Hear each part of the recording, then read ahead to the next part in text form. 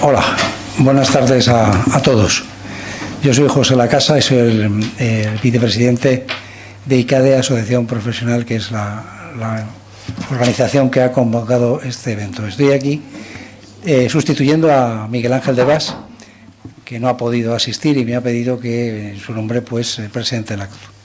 Con lo cual, de entrada, estoy a vuestra entera disposición, pero además lo primero que tengo que hacer es agradeceros que estéis aquí todos, y como se dice ahora también todas, pero bueno, todos, porque tal y como son el tiempo y los tiempos que hoy se requieren para muchas cosas, pues el que hayáis destinado un espacio de vuestro tiempo a venir a una convocatoria como esta, en la que aunque el término y la convocatoria tienen un atractivo importante, porque ¿quién dijo miedo? Invertir es arriesgar seguro, pues alguien ha dicho, pues a lo mejor nos van a contar algo distinto, y estoy seguro que eso va a ser así. Quiero también, además, agradecer a ICADE Business School el que nos permita estar en esta sala y su colaboración siempre con nuestra asociación. Y también me gustaría el tener, además de agradecer a los asistentes, que ahora pasaré a presentaros, un minuto para recordar a nuestro presidente de nuestra asociación profesional, ICADE, Asociación Profesional, Germán López Madrid, que falleció lamentablemente el día 21 de septiembre. La verdad es que quería recordarlo porque ha sido el gran impulsor de reactivar esta asociación y estábamos muy ilusionados, y estamos, a pesar de que nos ha dejado allí huérfanos, con impulsar esta asociación que comparta experiencias profesionales. Y en un mundo como el que estamos ahora, en el que parece que la gente no nos paramos un momento a pensar de dónde venimos, sino dónde vamos y cómo, pues parece que no solo hay que convocar para los éxitos profesionales de las personas, sino también para los caminos en los que ha habido algunos fracasos, de los cuales también se aprende a veces más que de los triunfos, y con una visión ética de la gestión de las empresas. Esto no está como últimamente de moda, y nosotros creemos que sí que debe ponerse de moda, porque es la única manera que la sociedad será sostenible, sea de la índole ideológica que tenga, pero al final, si no hay consumo, si no hay consumidores, si no hay ahorro, si no hay inversión, si no hay empresas, si no hay trabajo, si no hay orden, si no hay Estado, pues es difícil. Y todo eso tiene que tener unos principios comunes, independientemente de las discrepancias políticas que pueden existir. Bueno, quería deciros esto porque eso es lo que nos impulsa. Somos una organización independiente de la universidad, y además quieren que seamos independientes precisamente porque podemos tener una visión un poquito más crítica de la propia universidad y un poquito más próxima a la realidad de la actividad profesional. Bueno, no os entretengo más y os quiero decir que gracias, como de reiterar, por vuestra existencia a esta última sesión de cómo invertir en renta variable. Nosotros habíamos marcado este año un objetivo de tener 4 sesiones, en la que tuvimos una primera que era aprendiendo sobre inversión en renta variable en mayo, y tuvimos otra en junio valorando empresas y conociendo las experiencias, que era el segundo paso. Tercero, diseñando nuestra cartera de renta variable, que fue en septiembre. Y una vez que tenemos el qué vamos a hacer, a quién y cómo, pues ahora tenemos que tirar a la piscina. Y la piscina pues tiene que tener una cierta agua, porque si nos tiramos a la piscina sin agua, pues suele ser malo. O si hay cocodrilos, pues también no es bueno. Entonces, ¿cómo medir cuándo nos tiramos al agua y en qué condiciones? ¿Qué dijo miedo? Bueno, pues el miedo se quita el día que no haces algo. Evidentemente, si no invertimos, si no tomamos la decisión, pues no vamos a tener miedo. Pero una vez que lo pensamos, pues nos surgen unos riesgos, y de esos riesgos son los que hay que valorar y ponderar y, sobre todo, asumir. Bueno, esta es la cuarta sesión, que la han titulado así. Veamos algo además importante, que es cómo la psicología afecta a las decisiones de inversión y especialmente a las de desinversión. Porque claro, una vez que tira la caña, pues también de vez en cuando hay que retirar. Y entonces, cuando la caña la retiras, pues puede haber pez grande, pez pequeño, o puede haber no pez, y puede haber ni anzuelo. Pero bueno, hay que estar preparado para también cuando nos invertimos. O cómo aguantamos, o cómo miramos. Bueno, entendemos mejor cómo se mueve el inversor y los gestores. Y cómo una buena gestión desde el conocimiento de los mercados nos permite conseguir mejores resultados a la hora de invertir en renta variable, y para ello contamos, como hemos contado anteriormente, y no quiero dejar de mencionarlos, con David, que ya es un clásico, Álvaro Jiménez, Juan Aguirre, estuvo también, otra vez Álvaro repitió, Enrique Zamácola, Lucas Mauri, Raquel, las personas que desde Consult están haciendo que esto sea posible. Y fundamentalmente lo que hoy nos vamos a centrar es en dos aspectos, en el técnico y en el psicológico, sí, vamos a ver, en la psicología del inversor y del gestor que invierte. Para ello contamos con David Ardura, porque ya al final... Ardura. Sí, pues ya está, me lo has dicho tú mejor que yo. Y que es el que va a hacer una exposición de tipo más técnico, vamos a llamarlo así, y Eva Fernández. David, al que como he dicho antes, conocemos y es director de inversiones de GESConsult. Su trayectoria profesional comenzó en GESConsult en el año 2004. Además es responsable de fondos de renta fija de la gestora desde el 2009. En varias ocasiones ha recibido premios a la calidad de su gestión. El premio Citywire entre el 2012 al mejor gestor de renta fija de Europa, casi nada. Su trayectoria profesional comenzó en el 98, es joven, pero como veis es un joven muchas gracias. Con cara de joven. Si no lo veo tan joven, muchas gracias. En activos de renta en el departamento de valoración. Y posteriormente desarrolló su labor profesional de analista financiero en el Grupo AFI como analista de renta variable. Es licenciado en Ciencias Económicas y Empresariales por la Universidad Complutense de Madrid y máster en Mercados Financieros por el Colegio Universitario de Estudios Financieros, CUNEF. Y para no interrumpir la segunda parte de la presentación, si quieres, hablo también de la segunda parte, que es de Eva Fernández. Eva Fernández Navarrete, ella es socióloga por vocación, pero Eva cuenta con un máster en Publicidad Comercial por la Cámara de Comercio de Madrid y máster en Recursos Humanos por ICADE y programa de desarrollo directivo por el IES. Comenzó sus primeros pasos profesionales en el área de la consultoría, formando parte de proyectos de diversos sectores, tales como el editorial o el energético. Con lo cual has tenido un recorrido variopinto, porque continuó su andadura en la multinacional Procter & Gamble como responsable de formación en la división de Professional Care, liderando posiciones de entrenamiento a equipos comerciales. Con lo cual veo que has pasado de la trastienda a la tienda y a la formación de la tienda.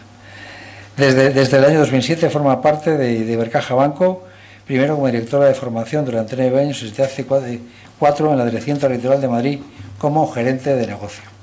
Bueno, creo que la trayectoria de uno, o la perspectiva de David, complementada con la perspectiva desde el punto de vista emocional y psicológico, pueden ser hoy realmente un broche a estas cuatro sesiones en las que además os pediremos al final una valoración de las mismas, porque sin autocrítica esto es imposible mejorarlo. Intentamos hacerlo, pero necesitamos vuestra colaboración, y además os hemos traído un pequeño obsequio de regalo, más que nada por decir, bueno, pues vamos a poner una tontería que sortearemos entre vosotros, pues para que alguien se lleve y aguante hasta el final, aunque no se apure más que por el premio sorpresa, que es mucho más emotivo realmente su valoración. Bueno, no os quito más, muchísimas gracias. Al que le toque calificar a más. ¿Perdón? Al que le toque valorar a más la encuesta. Bueno, muchas gracias. Hasta ahora. Voy a poner aquí, ¿no? Bueno, yo me bajo al ruedo, Eva. Muchas gracias. Muchas gracias, José, por tu amable presentación. Muchas gracias a todos por venir. No se me ocurre peor día. Llueve, hace frío, hay huelga de metro, el tráfico es horrible, con lo cual agradecemos muchísimo que hayáis venido. Vamos a hablar de una parte que creo que se habla poco.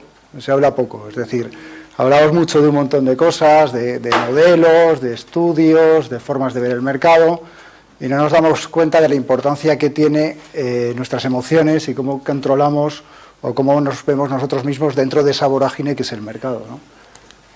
Aquí tengo la presentación hecha para media hora, seguramente me extenderé un poco más, pero ahí atrás veo una persona que me va a ir diciendo si me voy pasando para hacerlo todo bien, porque además me gustaría que luego, si tenéis alguna duda, tenéis algún comentario, lo comentemos al final de la sesión.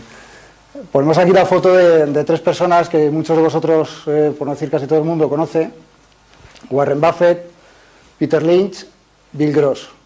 He metido uno de renta fija porque siempre se habla poco de los inversores de renta fija. Tampoco está mal que de vez en cuando hablemos de uno, y sobre todo de este, que es una auténtica leyenda.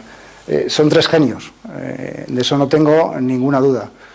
Pero son tres genios no porque tengan unas capacidades matemáticas brutales. Seguramente en esta sala hay gente que tiene mayor capacidad matemática que cualquiera de ellos. No me cabe ninguna duda.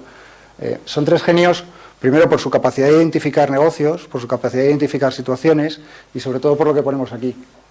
Porque destacan por su capacidad de razonar más allá de sus emociones, que es lo más difícil. Como vais a ver ahora, hay un montón de situaciones en el mercado que te influyen y que, aunque tú lleves muchos años trabajando, te siguen influyendo y te siguen afectando. Y esta gente es capaz de operar un poco fuera de eso, de pensar un poco fuera de la caja y de mantener sus convicciones más allá de si el mercado un día baja, sube, si Trump hace no sé qué o si el Brexit se firma o no se firma.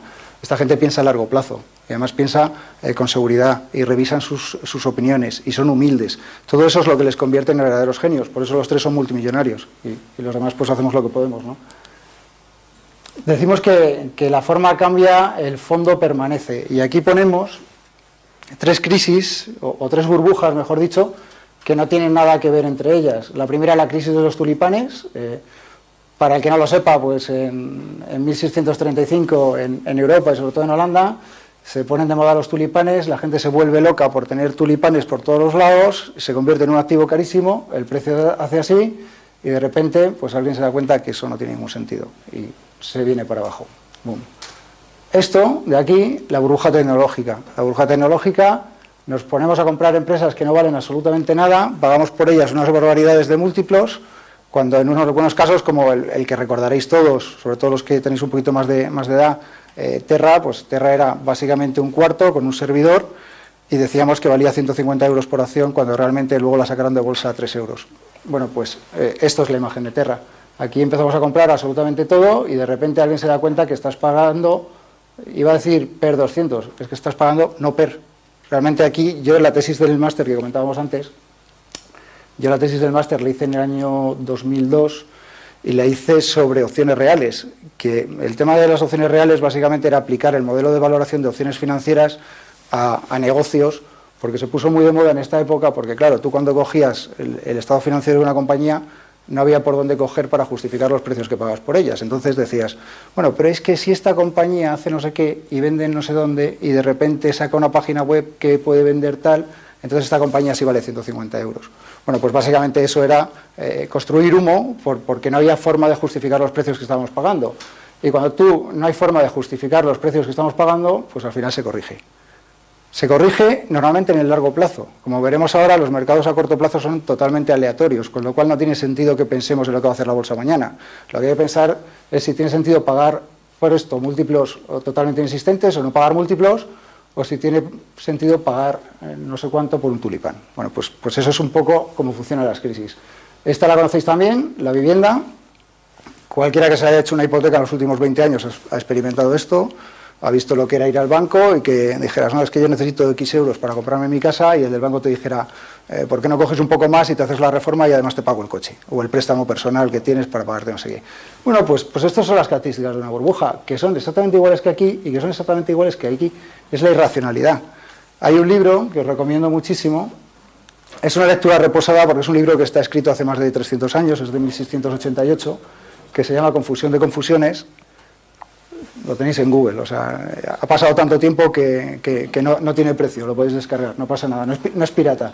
Pues este libro tú cuando lo lees y lo lees de una manera reposada, te encuentras asintiendo sin querer. Es una serie de diálogos entre un filósofo, un mercader, va todo de bolsa y de comercio, y tú de repente te das cuenta que las cosas que movían el mercado hace 300 o 400 años son exactamente las mismas que lo mueven ahora. Y me podéis decir, bueno, es que ahora hay unas máquinas que hacen unas operaciones. Da igual, las máquinas lo único que hacen es que todo sea más rápido. Porque si tú de repente tienes una máquina que te mete en un nanosegundo, te mete 10 operaciones, lo que va a hacer es que va a incrementar el movimiento del mercado. Y con el movimiento del mercado vienen tus nervios, con lo cual los nervios son más grandes. Así que lo único que hace el mercado ahora es acrecentar todo lo que está en este libro, que de verdad os lo recomiendo, es muy divertido y creo que te dice mucho de cómo funciona esto, ¿no? Y vamos a los sesgos. Hay 15 sesgos conductales. Como tenemos poco tiempo y además tampoco vamos a hablar de todos, yo he escogido unos cuantos y vamos a hablar de ellos, pero cómo los hemos experimentado nosotros. Yo llevo 20 años en esto y los 15 sesgos los he cometido todos, pero es que lo malo no es que los he cometido hace 20 años, es que los cometí ayer. Es decir, es una lucha constante, que creo que es algo que tiene el inversor en la cabeza siempre, entre tus emociones y tu visión y lo que piensas y demás, ¿no? Y además no son solo los tuyos, sino los de la gente que te rodea también, ¿no? Y bueno, vamos al primero, sesgo de aversión a las pérdidas. Materializar una pérdida es muy doloroso. A nadie le gusta perder. Es que es lógico. Es que a mí me fastidia muchísimo perder. Pero cuando tú haces una inversión a largo plazo, que es como tienes que hacer una inversión, tú no sabes lo que va a hacer la bolsa mañana. Tú compras una compañía y no sabes lo que va a hacer mañana, ni pasado, ni dentro de 2 meses, ni dentro de 3 meses. Tienes que estar dispuesto a soportar un coste, una pérdida que será temporal si haces bien los deberes, pero que te va a dañar y te va a poner nervioso. Pero es que es la única forma de ganar dinero. Si tú piensas que vas a vender hoy para comprar mañana y luego vuelvo a comprar, eso te puede funcionar una vez, 2, 3, a la cuarta, palmas, seguro.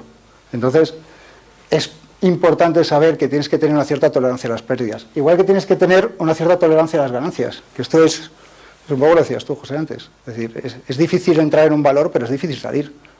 Porque claro, de repente te ves ganando un 20% y dices, bueno, esto es un dineral. Pues a lo mejor es que esa compañía tiene un potencial del 200%. Entonces, es difícil también sostener la tentación de hacer caja. Y os pongo un ejemplo, que es Cellnex. Cellnex es una compañía de infraestructuras, de torres, de comunicaciones, una compañía con un futuro tremendo, un campo que para nosotros nos parece que tiene muchísimo sentido. Encima ahora que viene el 5G, es un activo muy demandado el tener esa infraestructura para poder comunicarnos entre todas las máquinas que tenemos todos ahora en los bolsillos y demás. Bueno, pues Cellnex, si tú lo hubieras comprado en 2015, a finales, tampoco es una época muy mala de mercado, el mercado rebotó ese año, entre 2015 y 2016, pues si te lo hubieras comprado aquí en 15 euros, pues mira, de repente se te va a 12, pierdes un 20% y dices, oye, pierdo un 20%. Es que me duele ver de repente metí 100.000 euros y tengo 80. ¿Y qué hago? ¿Me salgo de aquí antes de que pierda 70? Te entra los nervios, te entra el agobio, te entra el decir, seguramente me he equivocado.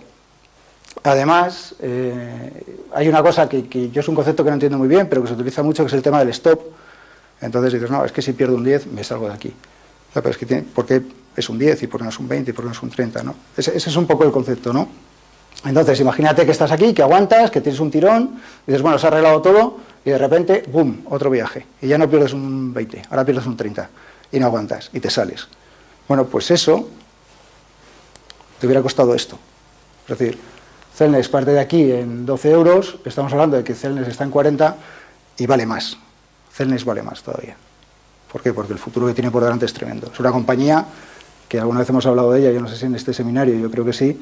Es una compañía que a sus inversiones le saca un 13% de rentabilidad y el coste de financiación de Cellnex ahora es un 1,5, un 2%. Es decir, cada vez que compra una torre te crea un valor tremendo. Por eso Cellnex sube en el año un 100%.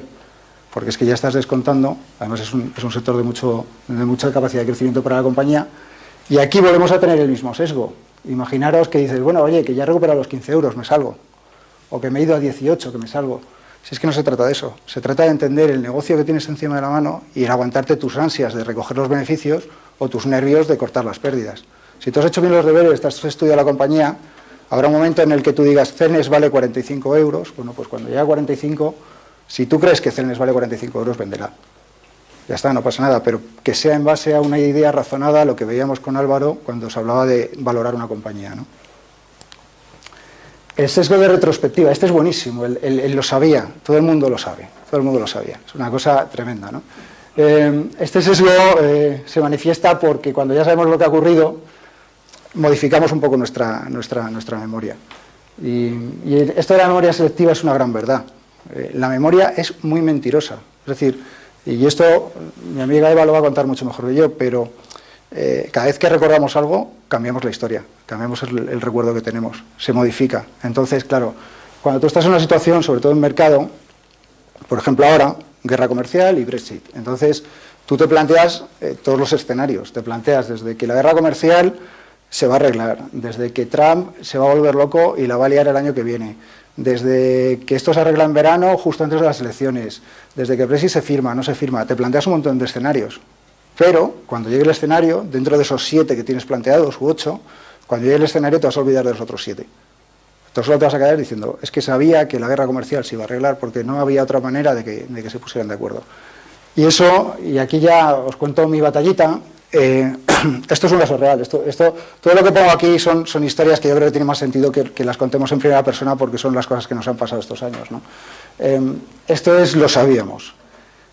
Esto de aquí es una conversación de bar, tomando unas cervezas, entre un director de análisis de un banco importante, y yo. Y estábamos tomando una cerveza y nuestra conversación en esa época, en esa cerveza, básicamente era dónde íbamos a trabajar en el futuro.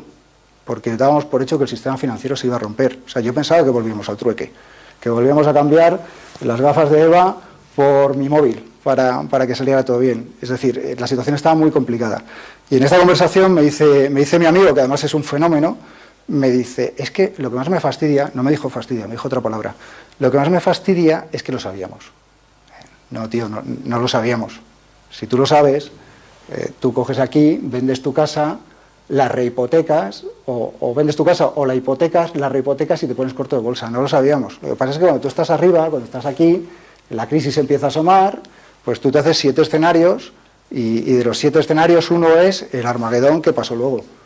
Pero claro, te quedas con, es que lo sabía. No, tú te habías planteado 7 cosas, pero la memoria te engaña. Eliminas las otras y te quedas con, ya sabía yo que esto se iba a ir a la mitad de la capitalización de la bolsa. No lo sabíamos. Por eso digo que la memoria muchas veces te engaña y es más fácil hablar a todo lo pasado que antes de que sucedan las cosas, ¿no? El exceso de confianza, este también es muy bueno. Más del 80% de los conductores afirman que conducen mejor que la media, lo que estadísticamente es imposible. Pero es que realmente lo pensamos y le damos un carácter de normalidad a un evento que es excepcional. Es decir, lo que no es normal le damos carácter de normalidad porque nos beneficia a nosotros. Y eso lo hacemos en nuestra vida constantemente. Y aquí viene otra batallita, que esto es el IBEX Medium Cap, que es el índice de las pequeñas y medianas compañías españolas. Nosotros, el equipo original en aquella época, empezamos a trabajar más o menos aquí, muy jovencitos, y de repente nos encontramos con un mercado que era donde nosotros poníamos nuestro dinero. Este índice era el mejor de Europa. Entre 2004 y 2007 no había nadie que batiera este índice en Europa. No había ningún mercado que fuera mejor que este. Tú tirabas €1 al suelo y salían 6. Era increíble. O sea, las compañías subían, las buenas, las malas, subía absolutamente todo. Y claro, esto te coge y te lleva a un estado de euforia auténtico. Tú piensas que todo lo que haces sale bien, que controlas, que sabes lo que quieres. Aquí hay un tema más personal, más o menos por aquí, en 2006, casi 2007, en una revista, en Citywire, salimos mi compañero y yo, mi compañero Alfonso y yo, Alfonso de Gregorio y yo, salimos como entre los 100 mejores inversores de Europa. Es decir, claro, nosotros teníamos 28, 29 años y de repente te ves en una revista entre los 100 mejores de Europa. Y dices, inevitablemente te lleva a un estado de euforia. Y te lleva a un estado de euforia y además a un estado de creerte algo que no eres. Con lo cual, empiezas a pensar que lo tienes todo controlado y no tienes nada controlado. Entonces, eso evita que hagas los deberes, que revises tus tesis de inversión, que trabajes más, que te esfuerces más porque piensas que todo es muy fácil. Y luego te das cuenta que no. Mirad lo que hizo el mercado cuando viene la crisis, volvimos al mismo punto de inicio de 2004 y te crea inseguridad y es inevitable. Entonces tú dices de repente, bueno, aquí éramos reyes, aquí somos absolutamente tontos, no sabemos nada.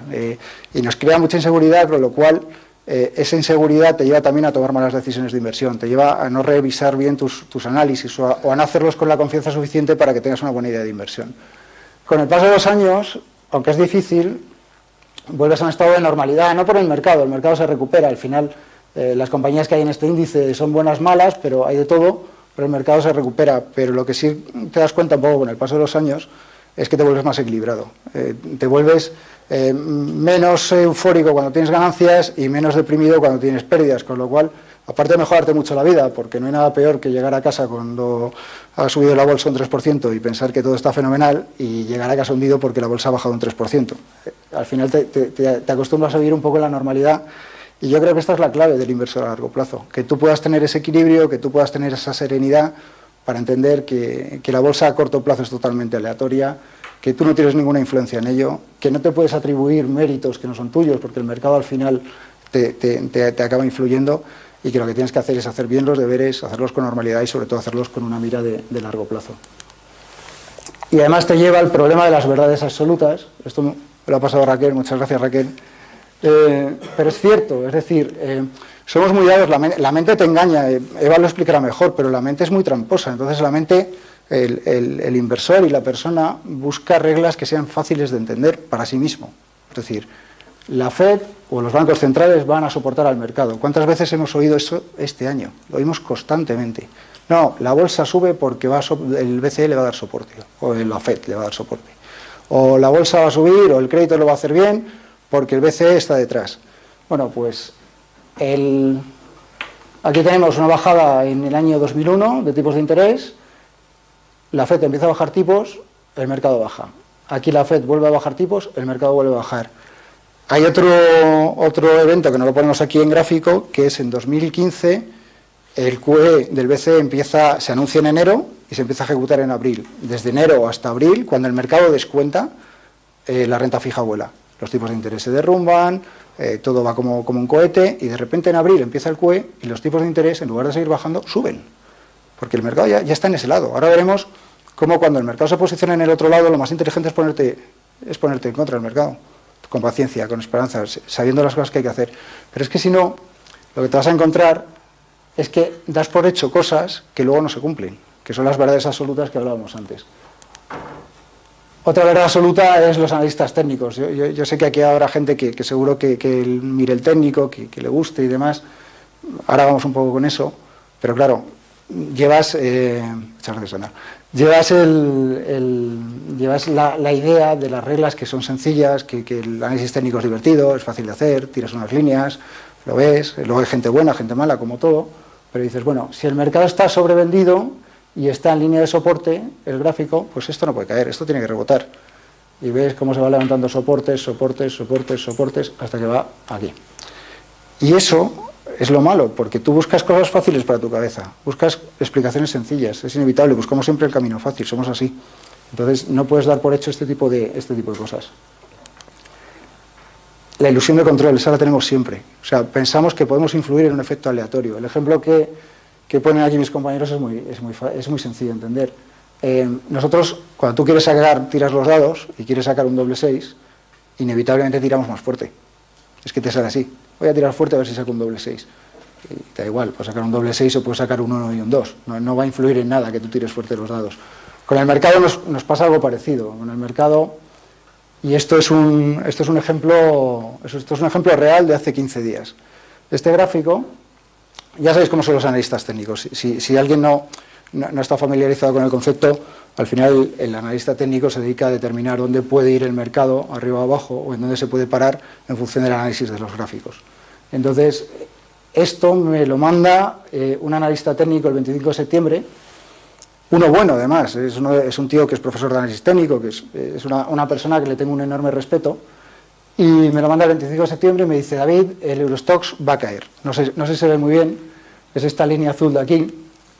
Y hombre, bueno, pues si tú me dices que va a caer, pues vamos a darte el beneficio de la duda, porque es verdad que además después de una subida tan fuerte y con todas las incertidumbres que tenemos, pues dices, bueno, puede ser que el Eurostoxx caiga. Total, que nos vamos al 3 de octubre, 8 días después, y me llama, efectivamente el Eurostoxx cae, se queda aquí, y me dice, David, esto se va a mínimos de agosto, que eso es una palabra muy de analista técnico. Esto se va a mínimos de no sé qué, esto va a hacer tal. Que si los mínimos de agosto están más o menos por aquí. Entonces, pues ya has acertado en la primera, seguramente seguirás acertando, seguirás teniendo razón. Y esto es al 16 de octubre y vemos lo que ha hecho el mercado. Le pongo los puntos suspensivos porque el analista todavía no me ha llamado. Estoy esperando a que me llame. Normalmente va con decalaje, va con un poco de retraso. Cuando aciertan te llaman enseguida, cuando no aciertan tanto pues tarda más en llamarte.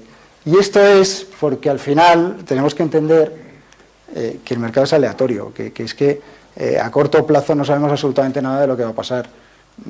Yo últimamente tengo que responder muchas veces a la pregunta de qué va a hacer la bolsa el mes que viene o la semana que viene. Y ya no sé cómo decirlo, es que no tengo ni idea. A lo mejor parecemos peores gestores y decimos que no sabemos lo que va a hacer el mercado. Me encantaría tener una bola de cristal, pero es que si yo tuviera una bola de cristal, pues no estaría aquí. Y con todo el respeto, estaría aquí, pero estaría en la pantalla, les estaría hablando desde mi barco en Bahamas, porque sería multimillonario si yo supiera lo que va a hacer el mercado mañana. O sea, al final esto tenemos que entender que tú no lo puedes anticipar, y esa es la ilusión de control que tenemos sobre el mercado. Y siempre buscamos cosas que nos den esa ilusión de control. Entonces, yo creo que tenemos que ser también realistas y lo que hablábamos, siempre los gestores, normalmente siempre hablamos de la coletilla hasta de invertir a largo plazo y parece que es una milonga que nos inventamos para no tener que asumir la responsabilidad de lo que hace la bolsa a corto.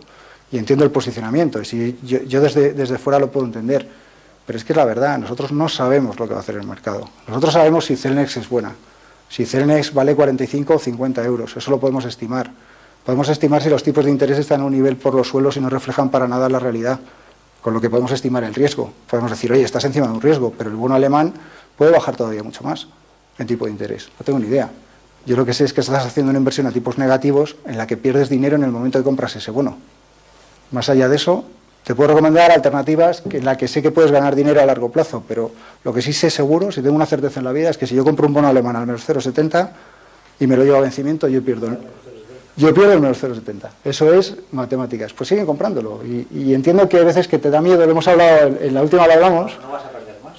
Bueno, en la última lo hablamos, pierdes el 0,70. Claro, lo que pasa es que luego volvemos un poco al tema de la inflación. Hay poca, pero hay algo. Entonces, si tú metes el 0,70 más un 1% de inflación y te lo llevas a 10 años, pues te has llevado por delante casi un tercio de tu dinero a los 10 años. Entonces, eso son realidades. Lo que haga la bolsa mañana, pues... O sea, a lo mejor sube o baja, no tengo ni idea. El sesgo de la experiencia reciente. Es verdad que los hechos recientes son los que más nos afectan. Eso es inevitable. Y si además tienes aparejado un coste emocional en algún momento, ya olvídate. Ya estás totalmente condicionado por eso. Nosotros no pensamos en lo que pasó hace 20 años, pero sí pensamos en lo que nos pasó ayer. Entonces, eso nos está pasando ahora. Ahora todo el mundo habla de la crisis, todo el mundo habla de la recesión, y todo el mundo está empezando a pensar, medio muerto de miedo, acordándose de lo que pasó hace 10 años.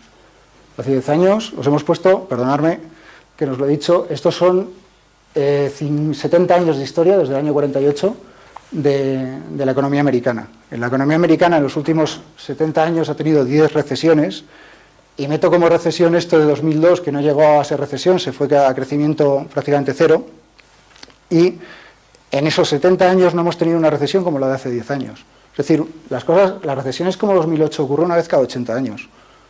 Y nosotros estamos pensando, como vuelva la de 2008, que casi me quedo sin trabajo, que todos tenemos un primo, un pariente, un hermano, un amigo que se quedó en el paro y luego tardó 5 años en volver a trabajar. Claro, eso es lo que te influye y eso es lo que te lleva a tener miedo. Y ahora veremos otro gráfico que creo que es muy significativo. Entonces, lo que tenemos que entender es que las cosas no tienen por qué repetirse igual que lo más reciente. Es decir, seguramente esta recesión se parecerá a otras, pero no, yo creo, y creo no equivocarme mucho, que no se va a parecer a esta. ¿Por qué? Porque ya somos conscientes de ello. Ahora veréis un poco un gráfico que lo explicamos muy bien. Entonces, creo que tenemos que pensar que vamos a tener otra recesión, pero que no pasa nada por tener una recesión, si es que es normal dentro del ciclo económico. Posiblemente tengamos una recesión en la que yo le veo dos opciones, una un poquito más profunda, rápida, y otra un poquito más suave, pero un poquito más prolongada. Pero no le vemos un escenario como 2008, sin embargo todos pensamos que va a ser como 2008. Y si todos pensamos que va a ser como 2008, es la principal razón para que no sea como 2008. Es un poco un trabalenguas, pero tiene sentido si lo pensamos. Posiblemente se parezca más al 99, y esto sí que tiene una base, es decir, y no lo digo tanto en términos económicos como en términos de mercado. El mercado ahora mismo está mostrando pautas muy similares a las de la burbuja tecnológica. Esa burbuja que veíamos antes, de la subida de las compañías de telecomunicaciones, internet y demás, pues ahora la tenemos igual, pero en las compañías que están muy focalizadas con los tipos de interés. Esas compañías que se benefician de intereses bajos. Entonces, claro, como los intereses están totalmente derruidos por los bancos centrales, que han hecho una aberración, una auténtica aberración, el dinero se ha ido a las compañías que son pseudo alternativa a la renta fija y ha provocado otro tipo de burbuja. Si es que no hay dos burbujas iguales, ha provocado otro tipo. Las razones son las mismas. Las razones que hay detrás de todo esto son las mismas. Oye, voy a meterme porque están volando, las compañías defensivas están creciendo muchísimo, tiene mucho sentido porque los tipos de interés están muy bajos, sí, todo eso es verdad. Pero lo que te estás encontrando es que el mercado se ha polarizado. Aquí lo que teníamos es que, por ejemplo, nadie quería una compañía como Vidrala, porque era aburridísima y fabricaba botellas de vidrio y eso no vale para nada. Yo lo que quiero es algo que sea chulo, algo tecnológico, algo que tenga chips y que crezca muy rápido. Y entonces eso hizo que el mercado se fuera a los extremos. Nadie quería Vidrala, pero todo el mundo quería Terra. Bueno, Terra ahora no vale nada porque lo sacaron de bolsa y el que estaba a 150 perdió absolutamente todo su dinero. Vidrala estaba por aquel entonces a 5 euros, ahora está por encima de los 80. Bueno, pues eso es un poco la diferencia, ¿no? Y aquí lo que tenemos es algo parecido. Hay compañías que son muy buenas, que ya te están descontando la recesión en sus precios, que están a unas valoraciones ridículas realmente, pero nadie las quiere porque lo que queremos son compañías que se benefician de los tipos de interés altos, compañías defensivas. Bueno, es que pagamos múltiplos muy altos, sí, pero es que hay que estar en compañías defensivas porque la cosa está muy mal. Pues estamos en la misma situación. Yo creo que a nivel de mercado, y esto no es reciente, estos son 20 años, y ya de hace 20 años ni me acuerdo, pero creo que sí que son situaciones similares, que son situaciones que tenemos que tener en cuenta. Y luego esta es la última ya, pero me parece que tiene sentido. Al final te puedes beneficiar de conocer, no solo de conocerte a ti mismo, sino de conocer a la masa. Cuando todo el mundo se va a un lado, es momento de irte al otro. Y aquí, por ejemplo, ponemos un gráfico. Esto es de Google Trends. Hemos buscado la importancia de la búsqueda de la palabra recesión dentro de Google en España. Y vemos como estamos en el pico de los últimos 3 años. Bueno, cuando tú eres consciente de la recesión, es más difícil que pase porque tú te preparas para ella. Si mañana sabemos que vamos a entrar en recesión, pues tú ahorras un poco más, gastas un poco menos, las empresas hacen un poco lo mismo, paralizan un poco el plan de inversiones, se intentan desapalancar en la medida de lo posible. Todo eso hace que el impacto de la recesión sea menor. ¿Cuándo es una recesión? ¿Cuándo te mata una recesión? Una recesión te mata cuando no te la esperas. Cuando estás las terrazas llenas, los restaurantes llenos, todo el mundo se está comprando casa y coche a la vez. Cuando tienes, que en aquella época era muy común, tienes chavales que salen de la facultad, se ponen a trabajar y de repente se compran casa y coche todo de golpe. Bueno, pues ese tipo de cosas es lo que hace que no estés preparado. Por eso luego los impactos son tan duros. Y en mercado pasa igual. Si estamos todos hablando de que va a haber recesión, de que va a haber crisis, de que va a haber más, pensamos, bueno, vamos a ver, ¿qué hace un banco central si estamos a las puertas de una recesión? Pues un banco central va a bajar los tipos de interés y como ahora ya está dentro de la política monetaria de las normas normales, va a comprar bonos. Pues los tipos de interés se derrumban y los bonos vuelan. Entonces el mercado ya ha anticipado todo eso. Entonces, ¿qué pasó aquí, por ejemplo? Pues que cuando todo el mundo estaba hablando de recesión y en el pico de eso ya había vendido todo el mundo, no quedaba nadie por vender y el IBEX en los 2 años siguientes sube un 34%. En este, que aquí podríamos haber puesto crisis del euro y nos saldría un pico por aquí también, pero bueno, en este de aquí, en los siguientes 2 años, el IBEX sube un 45%. Es decir, ¿que decimos que esto aquí va a ser igual? No, porque a lo mejor la palabra recesión dentro de 3 meses está aquí. Decimos que es el momento para empezar a pensar en el largo plazo porque el mercado ya se ha ido a otro lado. Entonces, esto siempre es muy importante porque yo creo que te da grandes oportunidades y sobre todo te permite ver el momento de entrada. No entremos cuando esté todo bien, porque cuando está todo bien los precios ya están muy arriba, ya está todo. Esto es la vieja norma de compra cuando veas sangre en las calles. Bueno, pues es un poco igual. Y además tenemos herramientas que nos permiten un poco monitorizar todas estas cosas, ¿no? Entonces, luego cuando acabemos hablamos de lo que queráis. Emoción, no sé si está a la altura. Hablaba David del tema adivinatorio y también lo trataremos ahora. Pues gracias a David, gracias a GESConsul, José, la cariñosa acogida siempre de ICADE que nos ha tratado siempre tan bien. Bueno, pues sí que está la otra, ¿no?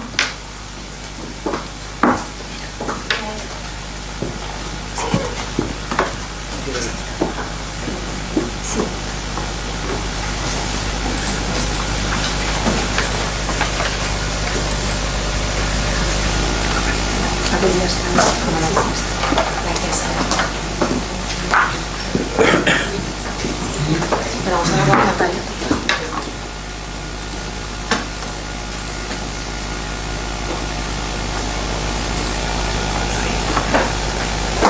Bueno, pues ¿qué vamos a tratar en este ratito? La verdad que bueno, David ha sido muy analítico, me encanta. Yo, ¿os acordáis? Bueno, de mi época, yo soy de las de COU, y el tema de éramos de ciencias o letras, pues bueno, en este caso, pues David ha sido siempre de ciencias y yo siempre he sido la happy de la pandi, ¿no? Entonces, bueno, lo de la complementariedad siempre es muy interesante, y además lo vais a ver ahora cómo ambos hemisferios se complementan también en el tema de las inversiones. Pues lo que no vamos a ver es, no vamos a meditar, ¿vale? Uno piensa en las emociones. La última de estas sesiones es control de las emociones en la inversión. Es decir, que si tenemos que controlar algo, si las emociones se controlan, es porque a lo mejor en alguna vez hemos comprobado que nos hemos pasado de frenada. El control de las emociones también pasa por el control de nosotros mismos, ¿no? Hemos oído mucho, ahora está muy de moda todo el tema del mindful, del karma, del yoga, de la espiritualidad, del conocerte a ti mismo, del coaching, ¿vale? Que también hablaremos ahora, el coaching desde el punto de vista de asesoramiento financiero, ¿no? Pero si hablamos de control es porque efectivamente las emociones impactan en los mercados mucho más de lo que podemos pensar. Y como digo, no venimos a meditar. No venimos a meditar, ¿por qué? Porque realmente lo que tenemos que pensar es que las emociones, el pasarnos, el pensar en las emociones mucho más de la cuenta, es lo que vamos a ver ahora mismo. A ver, las emociones son el elemento más importante para determinar el resultado de una inversión. Nosotros no somos seres inertes, nosotros somos personas que tienen un sentido, una sensibilidad. No podemos tener una relación totalmente aséptica con los demás. Pues eso nos pasa con el dinero. El dinero, de hecho, es tenemos una relación muy importante con el dinero. Es uno de los factores más importantes de nuestra vida, ¿no? Cómo nos relacionamos con él. Sin emoción no hay inversión, ¿vale? No podemos entender el dinero o el sector financiero, que aparentemente es un sector frío, inerte, con todo lo que tiene que ver con la pulsión, la emoción, etc. ¿Y qué es lo que vamos a ver? Vamos a ver la neuroeconomía. ¿Qué es la neuroeconomía? Es la rama de la neurociencia que analiza cómo actúa nuestro cerebro en la toma de decisiones que tienen que ver con el dinero.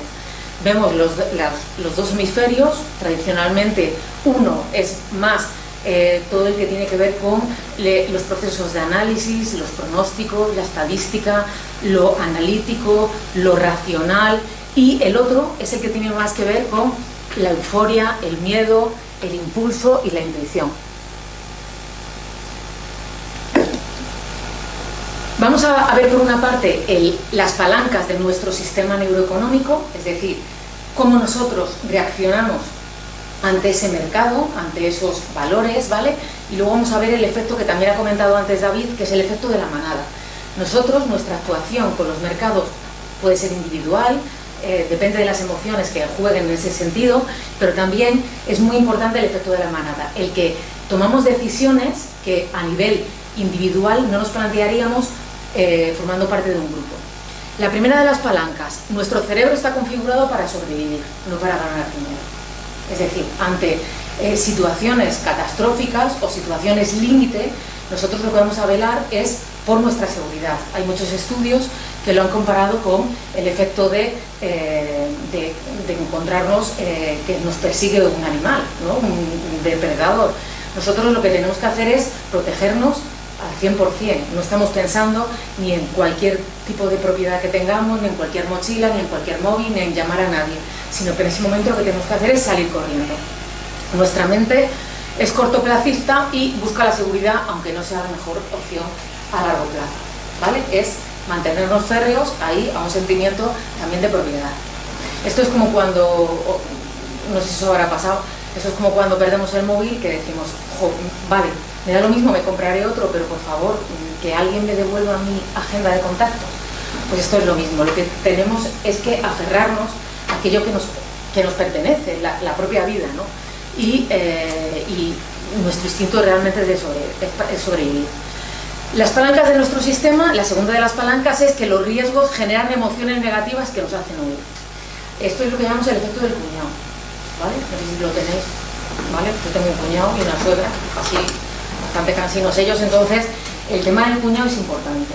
Hay veces que nos dejamos influenciar demasiado por nuestro cuñado. Por nuestro cuñado, quien dice cuñado dice ese vecino, ese compañero con el que vamos a tomar las cervezas y que nos dice todo el rato, nos invade a efectos, ¿no?, o a conceptos negativos sobre algo. Entonces, cualquier información que detecta mi cerebro, que es negativa, yo lo que hago que es replegarme, ¿vale? Yo me repliego y lo que tengo es una sensación de que no me interesa nada, ¿vale? Me están influenciando. Hay una serie de estudios que comparan esto al comportamiento infantil. Muchos de vosotros que estáis aquí en esta sala tendréis niños pequeños, niños y niñas pequeños, y lo que dice en esta teoría es que cuanto más mensajes o más incluso conceptos, el poder del lenguaje es increíble, cuantos más conceptos positivos reciban nuestros hijos, ¿vale?, más relativos a la motivación, palabras como el sí, palabras como lo vas a lograr, más percepción, más invasión positiva, más capacidad, más optimismo van a tener nuestros niños, incluso van a ser más ilusionistas, ¿vale? Vamos a acentuar esa parte del cerebro más positiva, más happy, ¿vale? En el momento que... Sí. ¿Te puedo interrumpir? Por favor. ¿Estás asumiendo que el optimismo es mejor que el pesimismo? No, estoy asumiendo que tenemos dos parcelas que dependiendo de cuál sea nuestro momento, ¿vale?, pues vamos a actuar de una manera o de otra. Nosotros nos vamos a adaptar al medio y al entorno en función de los mensajes que recibamos en un momento. Cuando hemos estado viendo aquí estas dos partes, aquí, bueno, yo tengo claro cuál me define, que es la más emocional. Yo soy la llorona, te lloro con una película Antena 3, 4 de la tarde, ¿vale? Soy la más sensible, la más sensitiva, ¿vale? Me gustaría tener esa capacidad que tiene David, analítica, ¿vale?, totalmente estructurada, formalista, me encanta, ¿vale? Pero yo tengo que decir que aunque la tengo, desarrollo en ese momento, mi adaptación al medio es sabiendo que esas dos partes, una se acentúa más que la otra, pero tengo las dos. Yo en un niño, claro, evidentemente no voy a estar todo el rato fomentando, ¿no?, lo happy, porque también tengo que darle una tortita, ¿vale?, de realidad y decirle también aspectos negativos. No me gusta nada cómo has hecho este dictado, no me gusta que hayas suspendido matemáticas, no me gusta. Pero ¿qué pasa? Que ¿sabes lo que pasa? Que me encanta que cuando he ido a la tutoría me ha dicho tu profesor que has compartido tu merienda, ¿vale? Entonces, no podemos asumir que todo es blanco y negro, ¿vale? Lo de los grises aquí funciona bastante bien. Yo me voy a adaptar al entorno. Yo en los mercados, dependiendo de las influencias que recibo del exterior, lo que hago es que adapto junto con mi perfil, junto como me pille en ese momento, ¿vale? Voy a adaptar y voy a hacer una cosa u otra, ¿vale? Hay una cosa muy interesante. Sí. Relacionado con eso, sabiendo que tú tienes un perfil predominante, ¿no?, uno de los dos hemisferios predominantes, ¿qué sería mejor? ¿Intentar potenciar aquello en lo que eres bueno para seguir destacando o intentar ponerte a nivel en el otro hemisferio para intentar equilibrarlo? Vamos a regularnos, ¿vale? Vamos a regularnos porque vamos a ver ahora, y me encanta que me lo digas, vamos a ver ahora que un exceso de optimismo, el momento es eufórico de la subida, que además se llama así, la euforia, que también ha hablado de ella David, va a ser como una especie de subidón, me vengo arriba y puedo sobredimensionar mis capacidades, incluso los beneficios que voy a obtener, ¿vale? Con lo cual vamos a ver ahora cómo yo tengo que valorar que hay una fase muy muy eufórica, pero que incluso está determinada, ese máximo, pero luego ese mercado o esa valoración mía puede disminuir. Lo vamos a ver ahora, ¿vale? Lo que os iba a decir es que, bueno, se me ha olvidado, pero no pasa nada porque hacéis bien en interrumpirme, porque yo misma vuelvo a los ejemplos prácticos, con lo cual os lo agradezco. Lo veis como no soy analítica ni soy sistemática, soy un poco happy de la vida, no pasa nada. Entonces, ¿qué es lo que pasa? Que veníamos por aquí, por el segundo, y tenemos un tercero. Bueno, esta no soy yo, ojalá, ¿vale? Pero os diré una cosa, yo tenía muchísimas contracturas, ¿no? Antes del verano estaba muerta, de hecho, bueno, era horroroso. Pero ¿qué pasó? Que dije, bueno, voy a hacer esto, voy a meterme yo a yoga y a pillar esas cosas ahí. Entonces, ¿qué es lo que pasa? Que lo del autocontrol es muy importante. O sea, es una de las palancas más importantes, el autoconocimiento y el control. ¿Qué he aprendido yo con el tema del yoga? Que yo decía, esto es como friki, esto es de friki. O sea, esto es de ser friki. ¿vale? El ponerte allí, esto se llama el árbol, la postura del árbol, os lo prometo, ¿eh? Y yo además, cuando empecé dije, bueno, además una torpe, yo me caía, tal, pero ¿qué ocurre? Que es que, no es coña, ¿eh? Yo fui a la primera clase y yo digo, esto lo veremos ahora también, lo de los mercados no es para mí, pues yo decía, el yoga no es para mí. ¿Y qué ocurre? Que me dice la profesora, lo que tienes que pensar es en centrar un punto, es focalizar y visualizar el objetivo. Y solo así vas a mantener el equilibrio. Es decir, primero respira, ¿vale? Respira y luego focaliza y mira hacia el frente, ¿vale? Asumiendo que es posible que en algún momento nos podamos caer, pero siempre mirando al objetivo. Pues cuanto más nos conozcamos, cuanto más sepamos cómo somos, nuestra forma de ser predispone a recibir mayores o mayores recompensas. Tan bueno es, o sea, no es excesivamente bueno el ser muy empático, muy líder, muy autocontrolado, ¿vale? Ni es bueno ser el defecto ¿vale? Nos dicen, la carne es fatal, la carne es malísima. O sea, la carne, ¿de cuándo? Pues es mala, claro que es mala. O sea, hay un tema de arterias horroroso y te puede dar de todo, como el chocolate, como el vino, como la cerveza, como el alcohol, ¿vale? Todo es muy malo en exceso, pero también es malo en defecto, con lo cual esa regulación, esos hemisferios, ese yin-yang, ¿vale? Es lo que nos va a permitir tener mayor control de emociones, mejor aprovechamiento de oportunidades. Esto es lo que todavía se ha llamado el ángel y el demonio. El ángel es el que nos dice, bueno, yo por ejemplo, tengo una Vespa del 86, muy chula, muy restaurada, yo soy de Vespa. Entonces, claro, el ángel te dice, jo, eres más vintage, Eva, es que mola más, es que además mola, porque me paran los semáforos y me preguntan, jo, es que la vendes, no, es que es mi moto. Yo además cuando me decían esto yo pensaba, esto es como cuando los tíos, la gente va en esos cochazos ahí rojos, o ese Cristiano Ronaldo que le mirarán, digo, la gente cuando miran los coches, digo, yo me sentía como con mi moto, pues cuando esa gente mira los coches, ¿no? Digo, es que es guay. Entonces, ¿qué pasa? Que mi ángel decía, Eva, qué moto, qué chula, blanca, súper italiana, restaurada, preciosa. Pero el demonio decía, tienes una Vespa del 86, no puedes entrar a Madrid Central. Yo tengo que dejar mi moto en el Paseo Recoletos y subir andando a la calle Alcalá.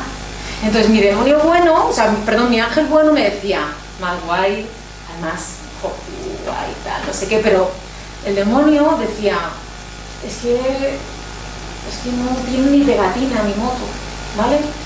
¿Qué es lo que pasa aquí? Que el ángel pues viene a ser lo que es el sistema de recompensa cerebral, es decir, que estoy en una fase que me vengo arriba tanto que tengo un momento ahí eufórico que estoy sobredimensionando mis capacidades, ¿vale? Evaluamos solo lo positivo,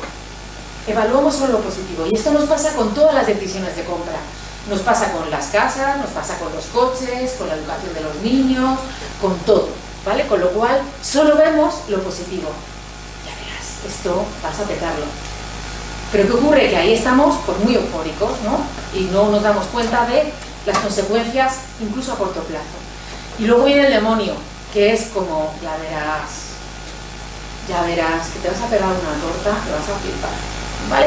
Es el incentivo, el miedo y la desconfianza. Como decía David, ya te dije. Si ya te dije yo que esto te iba a pasar. Esto ya te lo dije yo, ¿vale? Entonces, cuanto más sentimientos tengamos acerca de lo negativo de nuestras decisiones, pues más nos vamos a replegar. ¿Y qué es lo que ocurre? Que pasamos a, también lo ha nombrado David, el efecto manada. Tomamos decisiones de manera individual. Si cogemos a los sujetos de manera individual, independiente, toman unas decisiones que a lo mejor no se plantearían nunca haber tomado en plan grupo. Un grupo de sujetos, si los consideramos individualmente, nunca se plantearía manejar su cartera de modo irracional. En cambio, en grupo, aquello ya cambia. Esto ya cambia. Pero ¿qué ocurre? Que si lo veis, esto nos pasa, yo he puesto aquí 4 ámbitos, se me ocurren muchos más, pero también esto del efecto manada nos ocurre en un montón de ámbitos. Por ejemplo, en materia de la ropa, ¿no? O sea, tenemos verdaderos... el señor Amancio Ortega y sus acólitos pues van a Japón, van a China, ven las tendencias y luego es lo que nosotros vamos a ver en todas las tiendas. Incluso hay un sistema tan rápido que aquello que no funciona a las 2 semanas ya es que ni se fabrica posteriormente. Entonces, en tendencias, el efecto manada se produce. Lo de las influencers, la profesión de todos los adolescentes y todos los, ¿no? O sea, hay que ser influencer. El influencer te dice que esa crema es la que te quita las arrugas y tú así te lo crees.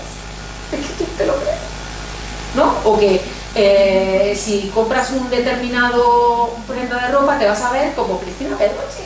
Es que no es así, ¿vale? En el tema de la ropa funciona muchísimo. En el tema de la alimentación o el tema de la restauración, ¿vosotros habéis entrado alguna vez, contra la naturalidad, habéis entrado alguna vez a ver alguna reseña de algún restaurante? ¿Os habéis metido en Google, ¿no? TripAdvisor, ¿lo habéis hecho?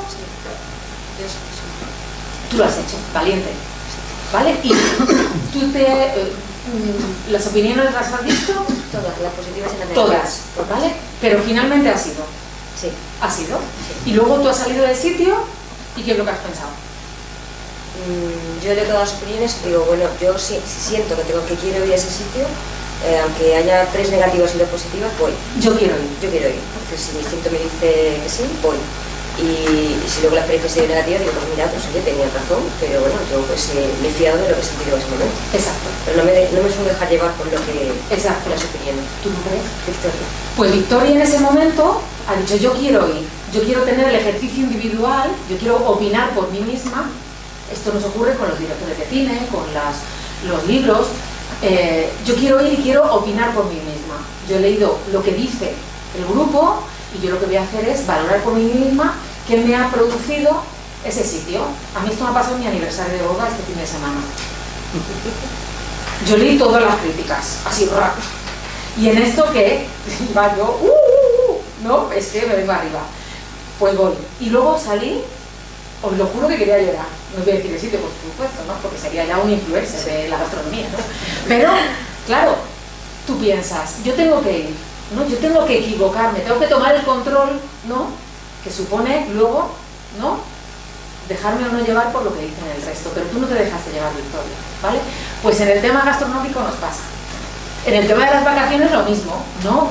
Habéis visto que es como que parece que algunos años se ponen de moda algunos destinos turísticos. Esto que dicen de todos los madrileños vais a Cádiz, ¿no? ¿No? Esto es muy habitual. Bueno, pues vale.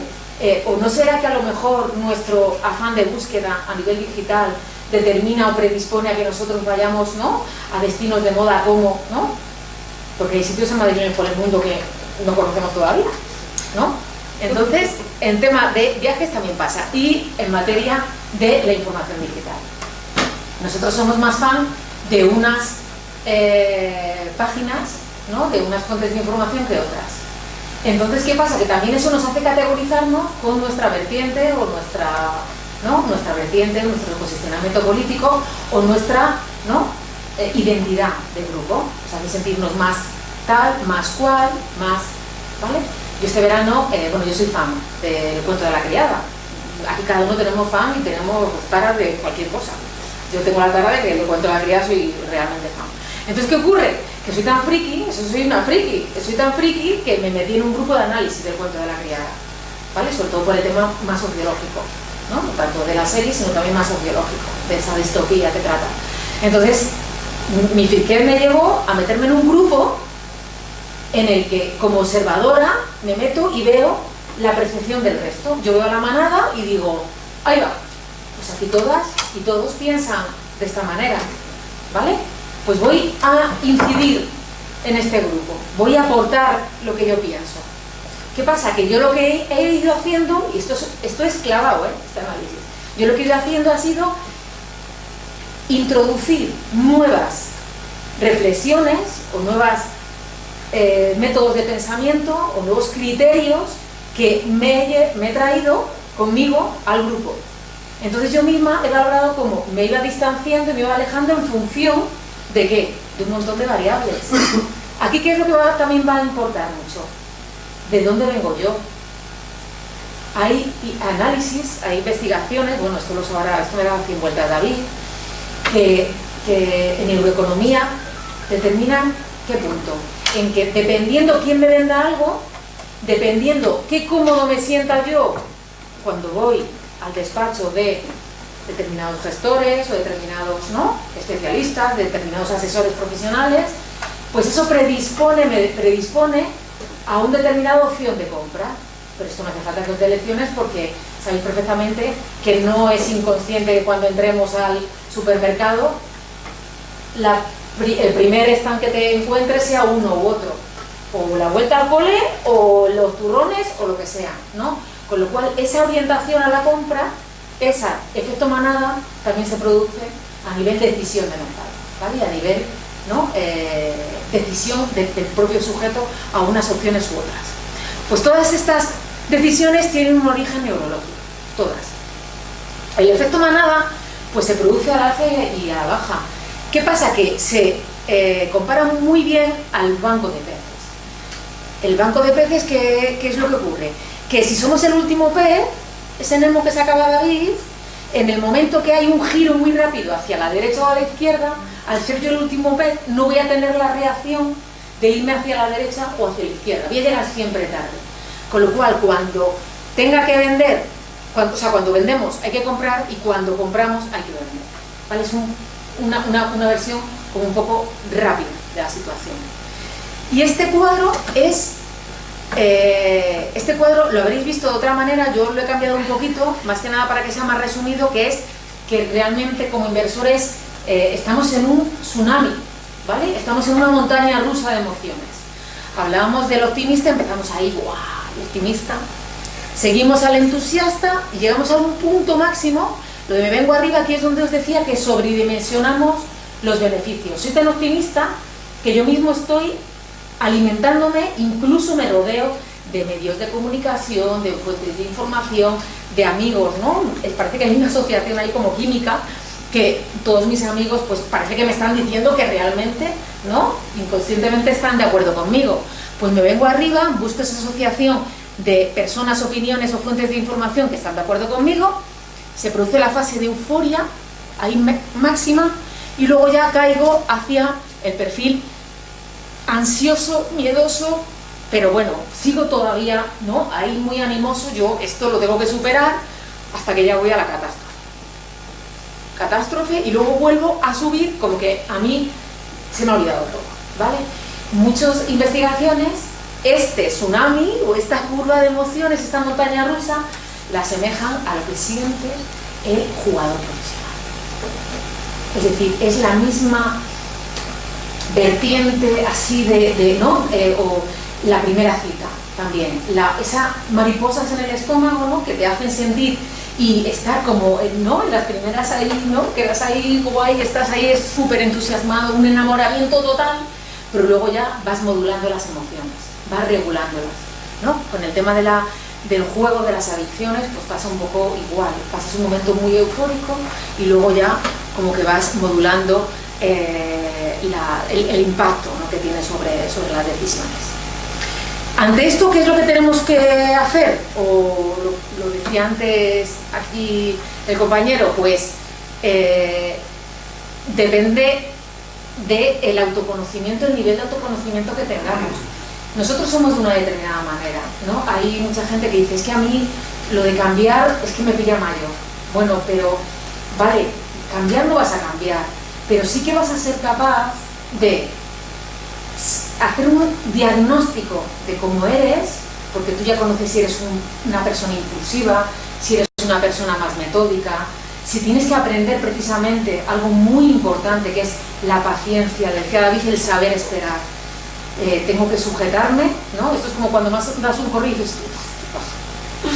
es que no tenía que haberlo mandado. Pues esto pasa un poco igual, ¿no? Tienes que aprender a posicionar, a controlar la respiración y a mirar el objetivo, para que el árbol, para que la postura de yoga te salga perfecta, ¿vale? Si somos más optimistas o hemos tenido rachas, o sea, vamos a ser optimistas cuando mayores rachas positivas hayamos tenido, si nuestras experiencias, si como dice Victoria, veo muchas más opiniones positivas de restaurantes que negativas, venga, que esto ha sido algún rebotado. Esto algún rebotado lo ha dicho y yo tengo que ir al restaurante, ¿vale? Porque yo estoy predispuesta, es que yo quiero ir a ese restaurante, con lo cual siempre voy a fijarme más en lo positivo que en lo negativo, ¿vale? Y al revés también, si hemos perdido, va a producirse el efecto que hemos visto del ciclista con el oso. Voy a decir, ¿lo ves? Para que no me pase eso, lo tengo aquí. Esto es como cuando te muerde un perro o como cuando te ha pasado algo y no quieres que te vuelva a pasar, ¿no? Tu cerebro es muy, ¿no? Muy listo, ¿no? Y dice, no, que ya te dije. Y el cuñado encima es que va y te lo dice. Es que va y te lo repite, ¿no? Es que ya te pasó esto, ¿qué pasa ahí? Maldiciendo el momento de tu cuñado y del momento que tomaste esa decisión. Y bueno, esto no siendo un decálogo ni algo, bueno, me ha parecido interesante ver alguna de las ideas, una especie, ¿no? Pues de 10, no reglas de oro ni 10 que esto no sea la Biblia, ¿no? Pero bueno, a lo mejor algunas sugerencias que sí que pueden resumir bien pues el buen inversor, ¿no? O qué buenas prácticas podemos aprender. Una es el autoconocimiento. Hemos dicho lo de los sesgos que ha comentado David. Son 15 sesgos, todos pasarán y todos pasaremos por los mismos sesgos, todos ellos, ¿no? De algún modo u otro, no siendo conscientes de que lo estamos pasando, pero sí que lo vamos a repetir. El buen espectador, es muy importante la selección de las fuentes que hacemos, porque decía David que nadie tiene el poder adivinatorio. Aquí yo veo 3 problemas. Uno, que pensemos que hay alguien que lo tenga, el poder adivinatorio. Otro es dejarnos influenciar mucho por el gurú, ese gurú que, ¿no? Que es como que sobredimensiona además también, que se piensa la gente que es como el Padre Nuestro. Y por último la chismología, que es me han dicho, sin basarse en nada, sin ningún tipo de contraste, sin ningún tipo de tendencia del mercado, sin ningún tipo de valoración, ¿no? Con lo cual es muy importante seleccionar pues el tipo de información al que accedemos, el tipo de fuente y la veracidad que tiene para nosotros, ¿no? De ahí que el asesoramiento de verdaderos profesionales sea una de las herramientas pues mucho más demandadas. Asesoramiento profesional, la confianza en uno mismo y cuidado, porque el sobredimensionar, el hacernos, ¿no? Los listos o carecer de la astucia también en algunos momentos, pues puede ser también muy peligroso. Evitar los criterios de moda y las influencias personales, ¿vale? Porque realmente se produce luego un efecto de muchísima culpabilidad en el que cuando teníamos que haber aplicado la emoción no la aplicamos. También a lo mejor es bueno dejarse llevar por la intuición. Es como, voy a liberarme, voy a ver si esto encaja con el conocimiento que yo tengo, pero también es bueno también seguir ese paso del corazón, de lo que te dice el corazón, ¿no? El plantearse objetivos coherentes en cuanto al ritmo y al tiempo, no el estrellato, la fama cortísimo, esa euforia que hemos visto tan acentuada, ni ese batacazo, ¿no? Que pueda ser llevarnos a un tiempo que no está bien medido. Adaptar la estrategia al momento adecuado es una de las... puede incluso que yo, en esa introspección que hago, pues no es mi momento, ¿no? Yo no me hubiera comprado una moto súper eléctrica de estas tal. ¿Por qué? Porque no son las circunstancias ni es el momento de mi vida que yo quiero. Pero a lo mejor, en otro momento de mi vida, pues me planteo incluso a lo mejor dejar la moto. Tengo un montón de amigos que eran moteros y han tenido niños y han dejado la moto. ¿Por qué? Porque en ese momento hay algo que se lo decía. A lo mejor a nosotros hay algo que nos dice en el tiempo que tenemos que convertirnos en un ser que antes no éramos, porque éramos a lo mejor más arriesgados, ¿no? La flexibilidad, hay un montón de estudios en este sentido que dicen que si conocemos o tenemos en cuenta valores solo españoles, nos vamos a quedar siempre ahí y no vemos otro tipo de valores, no exploramos otros mundos, pero ¿por qué? Es por comodidad, porque el colchón mola, o sea, mola ahí el nórdico, el abriguito, ¿vale? De que esto es cómodo y yo con esto ya me conformo, ¿vale? Pero ese riesgo es a lo mejor también algo beneficioso. La disciplina es muy importante y la sobre todo la paciencia.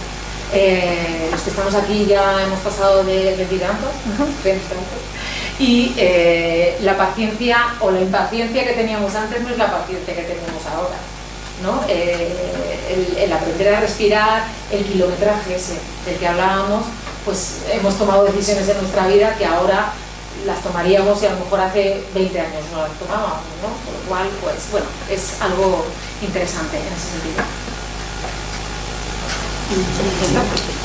Bueno, quiero pediros un aplauso fuerte para ellos. Sí.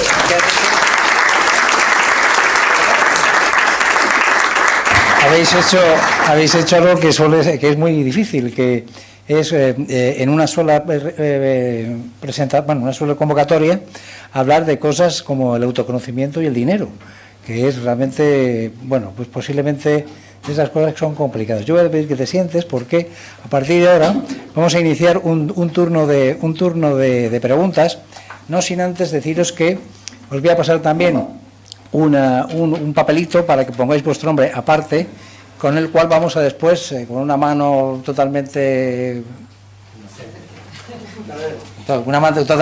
desinteresada, la que va a sacar el regalo. El regalo es una tontería, pero que es para compartir. Lo único que digo es que es para compartir, lo dejo ahí, porque esto es exactamente por compartir. Bueno, mientras que os pasan las hojas de la encuesta, y después del subidón que nos habéis dado en esta conversación, voy a abrir, si queréis, si me permitís, un poco el turno de preguntas, que pues, los protagonistas sois vosotros con un par de ellas, o con una que es para los dos. Y digo para los dos porque, evidentemente, en cualquier actividad humana, y digo humana, porque esto ahora últimamente, al decir la palabra humana, conviene pararse, porque como cada vez somos, no sé si llegamos a ser humanos, porque estamos llenos de información y llenos de todo tipo de estímulos externos. Evidentemente aquí en esta sala hay personas que han estudiado o que están estudiando, personas que ejercen una actividad profesional, personas que vienen simplemente por curiosidad también a ver qué se hace con su dinero. Pero toda la conducta humana, o los humanos, cuando hablamos del dinero, cuando tenemos que tener un cierto conocimiento de nosotros mismos. Yo pregunto a los dos, ¿qué grado de autoconocimiento es necesario o cómo uno puede medir consigo mismo el qué estoy haciendo yo con mi dinero o qué quiero hacer con mi dinero? Me explico. El dinero es un bien escaso y el dinero es un bien que si no se suele tener o porque se ahorra o porque se trabaja o porque se hereda. Lo que genera dinero se genera de muchas maneras, creando empresas, poniéndolo a jugar en bolsa.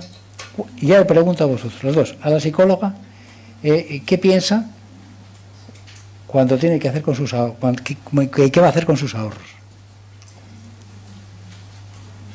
Bueno, pues...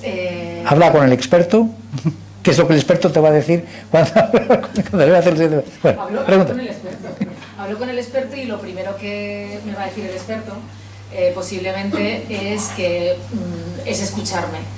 Hay un paso del experto coach es decir, hemos pasado del experto adivino al experto coach, ¿vale? En ese sentido, David no tiene la sapiencia de lo que va a pasar, ¿vale? Porque es imposible, ¿no? Lo hemos dicho, ni el gurú ni el adivino van a triunfar. Pero sí que él lo que va a hacer es analizar como un ser externo, analizar cuál es mi situación vital, qué es lo que pretendo yo o cuáles son mis objetivos y adecuar mis objetivos y el objetivo último a las necesidades que yo tengo. Entonces, por mucho que yo llegue y le diga quiero la luna, pues si no es posible, no va a ser posible, ¿no? Con lo cual entiendo que me va a recomendar, dependiendo de mis circunstancias vitales, emocionales, de mercado, laborales, pues no, todo un entramado y todo un entorno para adecuarse a lo que yo necesito. Yo creo que con las inversiones lo que tenemos que tener son expectativas razonables. Es decir, no, yo quiero ganar un 1000%. Perdón, no sé si se va bien. Sí, sí. ¿Me oís bien? Sí. Pero tengo una voz. Tienes que tener expectativas razonables. No, quiero ganar un 1000%. Mira, pues Torrelodones, casino, apuesta al número 46 o el 36, no sé cuántos tiene la cuenta porque no he jugado en mi vida. Pero creo que cuando tú al final inviertes, lo que tienes que tener son expectativas razonables que cuando las miras en el largo plazo, esas expectativas razonables son un montón de dinero. Es decir, si tú inviertes en un fondo de bolsa española, pues con su renta variable, por ejemplo, o cualquier otro, bueno, claro, tú cuando miras una rentabilidad anualizada que en los últimos 20 años está casi en el 8%, dices, bueno, el 8% tampoco me parece una barbaridad. Ponlo en 100 años. Cada año, ponlo en 20 años y ponlo en interés compuesto y verás la pedazo de revalorización que llevan tus ahorros. Pero eso es una expectativa razonable. Una expectativa razonable es ganarle a un fondo de bolsa un 8%. Lo que no es una expectativa razonable es ganar un 35% todos los años durante 20 años. Es algo realmente difícil de ver. Y luego también entender que esto, mis compañeros lo explican muy bien. Al final, si tú estás entrando y saliendo de una inversión, cuando miras tu retorno en el largo plazo resulta que tiende a ser cercano a cero. Pero si tú dejas tu inversión que trabaje, que tenga años buenos, que tenga años malos, que tenga años excelentes y años desastrosos, cuando miras a largo plazo, tu retorno siempre va a ser mayor que el que entra y sale. Porque como hemos visto, esto es aleatorio, no sabes cuándo entrar, no sabes cuándo salir, no tienes ni idea, y al final lo que haces es perder dinero por el camino. Y realmente hay estudios de eso, y eso Peter Lynch lo explica muy bien, que realmente mirabas la rentabilidad analizada de su fondo, que yo era como el 25% me parece, no recuerdo bien, pero la rentabilidad media de sus clientes no había llegado a 20 y pico. ¿Por qué? Porque al final estás entrando y saliendo y realmente te pierdes los 3 o 4 días buenos de verdad o los 3 o 4 minutos de verdad. Y yo creo que básicamente es tener expectativas razonables, saber que hay un monstruo que se llama la inflación, que nadie habla de él, pero que se come tu dinero todos los días, y más ahora, que encima tienes tipos negativos, y que tienes que buscar alternativas para combatir el monstruo. Si mañana os digo que entra un señor en vuestra casa y os quita el 30% de vuestro dinero, pues aquí no, porque no puedes comprar pistola. Pero nada más que te compres un bate de béisbol y digas, no por mi dinero que te lo vas a llevar. No, pues eso es la inflación, y no lo combatimos, y no pensamos en ello. Y acéptalo un segundo, ahora te paso el micrófono. Mientras que te paso el micrófono, cuando entráis en una compañía como la tuya y buscáis y entran personas a trabajar, además de la valoración, esto creo que se pone aquí.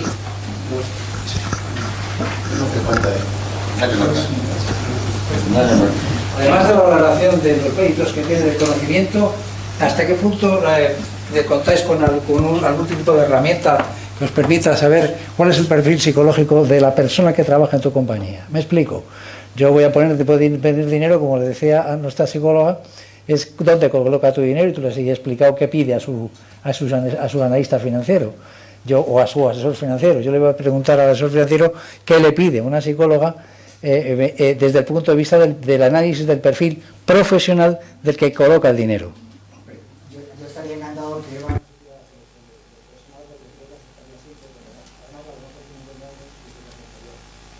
el componente humano de la persona que va a trabajar en su compañía, que todos son de tamaño mediano o pequeño, diría casi tan importante que el técnico.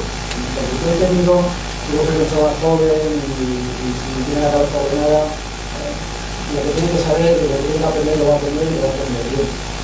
Pero no le vas a enseñar a ser persona, no le vas a enseñar a colaborar y a trabajar en equipo y a tener esas expectativas de y entonces, bueno, podemos tener monófonos, tenemos muchos discursos y tenemos mucha gente, pero hemos contratado a mucha gente a lo largo de los años y nos hemos equivocado muy poco. También hemos metido la pata de la función, pero yo creo que el aspecto humano, y más ahora, ¿no? Porque estamos todo advice, las máquinas. Yo no conozco ninguna máquina que pueda sentarse delante del cliente y que entienda que ese cliente tiene que pagar el otro, que tiene que pagar una pensión o tiene que pagar una jubilación que no se va a cobrar o no, que tiene los hijos en paro. Ese tipo de cosas, esa empatía, eso es más de tema comercial, de tema gestión, pero usted también tiene que saber esto, tiene que entender qué tiene sus clientes. Pero esa empatía no te da las manos. Entonces, que llevamos muchas veces ese componente humano, que es tan importante, que es prácticamente el cliente y saber lo que necesita. Porque si no, si tú me dices yo, a mí te lo enseño a un amigo común, que es el mejor de todo que he visto en mi vida,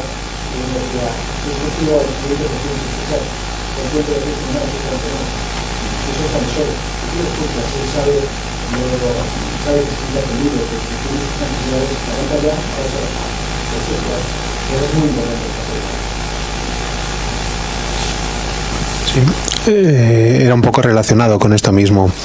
Yo he pasado ya por 3 asesores financieros o 3 empresas de asesoría financiera. Ahora voy a por la 4ª, con el problema además que con la 3ª, bueno, pues es con un amigo, con lo cual pues tengo la dificultad de salir. En todos los casos me encuentro con lo mismo que estáis contando, ¿vale? La falta de un asesor coach. El problema para mí no es la entrada. Yo compro, no dejo que el asesor financiero venda. Entonces, en la línea de lo que estás comentando, el problema, y no tengo grandes expectativas, ni un 8 ni un 7, con un 2, un 3 yo voy que chuto. El problema es cuando durante un tiempo continuo, como hemos tenido el año pasado, cosa reciente, pues no tenemos eso. Y cuando sabemos que al otro lado hay personas como nosotros que tienen esos mismos sesgos que habéis comentado y que por tanto pueden estar en euforia, pueden estar en miedo, y entonces ¿cómo te fías de esa situación? Yo no me fío de mí mismo, tampoco puedo fiarme del otro. ¿Por qué puede llegar a suceder todo esto? En la exposición que habéis hecho me parece brillante. El problema es cómo aplicarlo. Y eso es lo que me gustaría que me dijerais, ¿sabes? Porque miedos todos tenemos en un momento o en otro. Entonces, ¿cómo gestionamos esos miedos para que efectivamente, pues, bueno, pues dicen que el miedo es la diferencia entre la amenaza y los recursos que tienes? La amenaza es clara. Mi pregunta es, ¿por qué no se gestiona bien la cantidad de recursos que tienen todos los asesores financieros para ayudarnos a aumentar también nuestros recursos? Es un poco lo mismo. ¿Por qué no hay asesores coach? Es la pregunta de otra forma.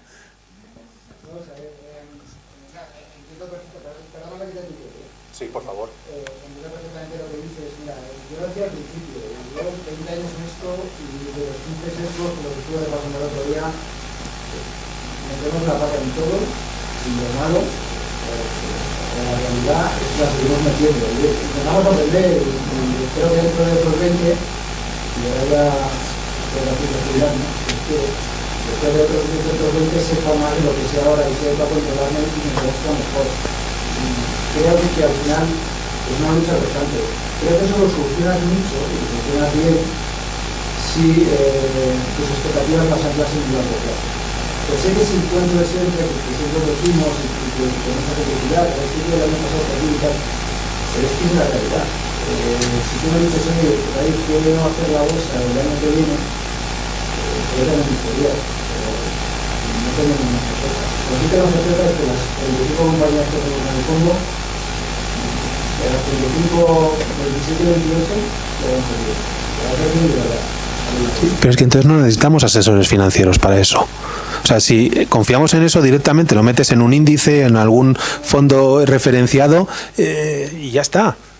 Yo creo que ahí te compro la idea si tú piensas que las 25 compañías que hay en el índice son buenas y son compañías que nosotros, este va a ser el primer año de los últimos 20 que tenemos prácticamente. O sea, al final, tú nos vas a pagar a nosotros una comisión de gestión para que nosotros tenemos un resultado por encima del mercado. Si no te digamos, el resto es que estamos cayendo. Nosotros en los últimos 20 años, año por año, hemos batido al índice todos los años. Y los buenos y los malos, todos. Este año, desgraciadamente... Son los años que tengo la bolsa, ¿no? Bueno, pero ¿sabes lo que pasa? Que cuando la bolsa cae, te cuento, cuando la bolsa cae un 40 y tú traes un 20, es un palo. Estás saliendo un 20% por encima para el año siguiente. Y al final, tú generas esa influencia con el índice, la que no puede ser simpático. Tú no puedes evitar, porque lo vamos a ver en las expectativas racionales. Una compañía, una cartera, en un entorno bajista, de mercado bajista, va a tener un comportamiento relativamente negativo. Y claro, si todo el mercado cae, y que no puedan caer menos, que van a caer también. Ese mercado tiene dos opciones. Una, no hacer nada, pero la otra, este mercado es una oportunidad para entrar en las compañías que me gustan y no hay oportunidad para ellas. Pero está en el caso. Por lo tanto, yo retorno a los datos, yo estoy se retorno tanto, pero ellos no se mantienen en el país. La verdad es que no puede evitar que hemos visto 70 años, hemos tenido 10 profesiones en Estados Unidos, inevitablemente por el camino de esas 10 profesiones pues ya han aparecido las teorías de los físicos, un montón de cosas. Es muy claro, que si una no tiene un menor, es que no lo puede evitar. Pero me parece que tú al final las estás preparadas para que ellos intenta sacarme en el largo plazo y yo con más superioridad del mercado. Tanto trabajo como para arriba, porque tú al final, si no creces, no creces. No te una crece y si vives que los últimos 20 años me ha dado un 6, pues fenomenal, te ha dado un 6 y después te ha dado un 8 o un 9. Bueno, es un poco la diferencia para los equipados. Un 9 y otro tratamiento de restricciones. Un ejemplo, eres menos uno, hay otro, y creo que hay una España muy buena que hace bien. Pero, por otro lado, antes, esa volatilidad del LinkedIn te perjudica mucho porque te va a tomar más decisiones. Te va a salir esperando que caiga un 20 cuando buscar a un 5 que hay un 30. Y la gente da la posibilidad de todo lo que has pedido. Yo creo que tienes que siempre enfocarte a largo plazo. Y eso para la decisión del asesor, yo creo que necesitas un asesor para que te elimine dónde tú vas a estar siempre. El problema de los asesores, en general, es que tiene una mentalidad y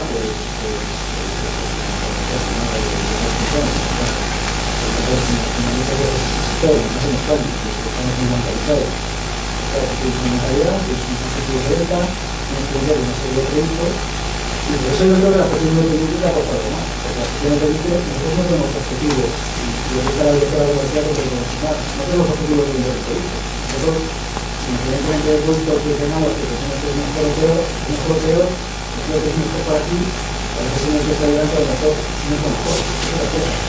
Porque no te vas a quitar con eso, que si no te tienes delante y te pones el juego que tú, que tu perfil, que tienes que estar en bolsa a hacer eso. Pero para decir que no.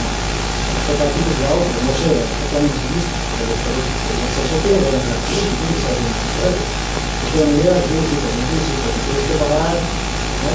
Yo que lo sepa, cualquier asesor de la oficina de Puebla, de tu perfil, es estar en bolsa el 50% del resto de los que están servicios. Por eso yo creo que la gestión no tiene ningún sentido, y más en este país que el 85% de las cosas están monopolizadas. No se vale. Pero bueno, claro, tienes que entender lo que pasa aquí. Pero los campos, tienen sus objetivos, tienen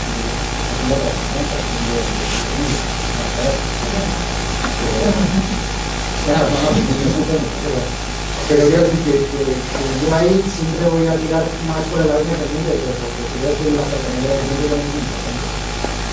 Yo entiendo personalmente lo que sobre todo que las expectativas entiendo que serán diferentes o las expectativas las expectativas eran superiores, con lo cual salir un pico importante de ti mismo y pensar que va a ser una satisfacción total. Las expectativas no eran de ganar dinero, las expectativas era de tener un asesor cercano. Eran de vinculación, entonces el problema será cuando el objetivo que tienes choca con los intereses que tiene aquel que tiene delante. Entonces entiendo perfectamente que te sientas ahora en ese momento de frustración, fase de decaimiento, ¿vale? Pero si estás por el cuarto y no ya estás remontando. No estoy pesimista ni nada, es sobre todo eso, vamos. Tengo aquí otra pregunta. Sí, yo creo que se me da igual. No, yo es que, perdonad un segundo, pero es que yo creo que las emociones no influyen tanto, ya no influyen tanto, influían hace 20 o 25 años cuando los ordenadores no estaban disponibles, pero ahora no influyen tanto. Es decir, el 80% de la contratación o el 75% de la contratación bursátil hacen las máquinas que se programan. En algunos mercados, en otros es un 50, en un 60, las emociones no deberían de influir tanto. Es decir, tú mismo tendrás tus hojas Excel, tendrás un rigor. Cuando compres una compañía no lo harás temblándote el pulso, entiendo yo. Es decir, habrás hecho tus cálculos 1 y 1000 veces. Es que si no, no van los tiros por ahí, creo yo.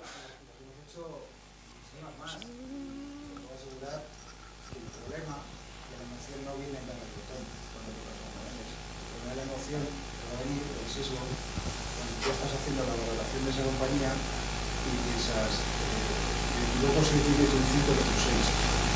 Y qué va a pensar mi jefe si meto un 5 meto un 6. Y mira, te cuento una cosa, por ejemplo, y ahora voy a lo de las máquinas que me parece muy interesante. Si tú te fijas en la herramienta que utilizamos nosotros, que es Bloomberg, tú pones una compañía telefónica, la telefónica no, que es Santander. Y tú pones Santander y te pone la recomendación de los analistas. Entonces, los 35 analistas que han analizado Santander, te pone cómo va el precio objetivo de Santander y cómo va la cotización de Santander. Bueno, pues el precio objetivo irremediable va detrás de la cotización. Santander hace así, el precio objetivo de Santander así y el precio objetivo así. Y eso es que todos los analistas tienen un jefe. El jefe, y esto lo terminarán, pero es la realidad, porque yo soy analista. El jefe viene y te dice, ¿qué haces tú con Santander en un precio objetivo de 8 euros y esto es cosa? No, es que el modelo, es que los tipos de interés, ¿qué haces tú con eso? No llego yo a mis clientes y les digo, tú tienes 8 euros y esto no para de bajar. Yo te digo que quieras hacer tanto, ahí tienes 8 euros. Y han hecho que tienen unas máquinas, unas herramientas tremendas. O sea, ese riesgo de carrera es un sesgo. Claro, pero es que si se opera con esos sesgos no se gana dinero. Si es que aquí, al final el que opera en bolsa lo que pretende es ganar dinero. Tenga o no tenga hijos, estén sus hijos en paro o no, tenga su hipoteca pagada o no, etcétera, etcétera. Si al final, para dar un paso por el bosque cada uno tendrá un objetivo distinto. O para salir a cenar o lo que sea, pero para invertir en bolsa, no sé, habrá gente que lo haga, pero yo creo que el objetivo de la mayoría es ganar dinero. Es decir, y para ganar dinero, perdón un segundo, tienes que fiarte en reglas objetivísimas. En el momento en que dejes cualquiera de los sesgos que has dicho tú intervenir en el camino, es cuando estás perdido. Estás perdido, puedes llegar a estar perdido, puedes llegar a palmar pasta siguiendo reglas objetivas, porque claro, con que imagínate si encima pues llega la emoción, te tiembla el pulso, en fin, bueno, pues entonces ya... Mira, te cuento lo de las máquinas. ¿Tú te acuerdas ya me falla la memoria, yo creo que es febrero de hace 2 años, de repente un día el Dow Jones bajó 1%. Sí, ha habido varias caídas de esas, sí, son máquinas. Aproximadamente en Estados Unidos es el 60% del mercado, pero a las máquinas los programa alguien. Sí. Y ese alguien mete factores objetivos, pero depende de la mezcla que les des. Yo he tenido a los CPAs que al final son fondos que se basan exclusivamente en algoritmos, los programas, los ponen, y listo, te picas masacres. Yo he tenido la pantalla delante porque cuando te querían vender el CPA te dicen, oye, te dejo el software para que lo pruebes durante un mes y veas cómo opera mi máquina. Esto no es todo. Estos destrozos en general, y además son nombres muy conocidos y los conoces muy bien porque son todos nombres que a lo mejor no llegan a padres buenos, pero el propio mercado les está dando la espalda, creo que volverán entre nosotros. Pero donde no he visto grandes destrozos es en gente que realmente lo que ha hecho ha sido estudiar negocio y entender cómo funcionan todo, porque una máquina tú la puedes programar para el mercado de hoy. Mañana te cambia el mercado y el destrozo que te hace precisamente porque es una máquina.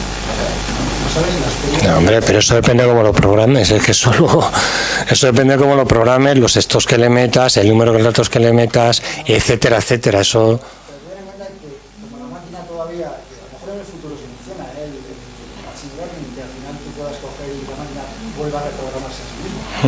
Por eso en el futuro funciona que no estimos todo el día. Pero la máquina generalmente cuando te programan los algoritmos se los programan para el tipo de mercado una serie de datos históricos.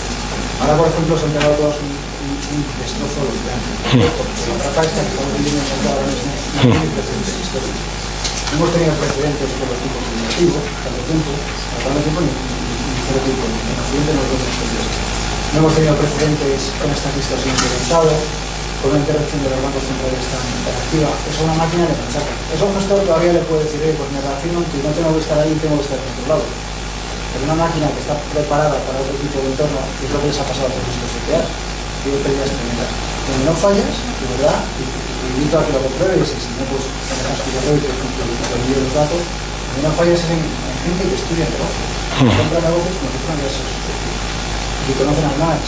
O sea, tú tienes que sentar con un director de la compañía, o con un presidente, o con un director financiero y te dan la cara y que te cuentes un negocio. No te digo que sea la mitad del trabajo, pero es una parte... Hombre, pero también tendrás que ver si está por encima, por debajo de la línea de 200, etcétera. Yo no sé, porque esos son análisis técnicos que hacen, que son muy antiguos y a lo mejor algunos están desfasados, pero los tendrás que hacer. Porque claro, el problema del consejero delegado es que te va a mirar a los ojos y te va a convencer. Es que un consejero delegado que no convence a un analista no es creíble. Bueno. No, a ver, que yo digo esa como podía decir, esa es la más famosa, pero vamos.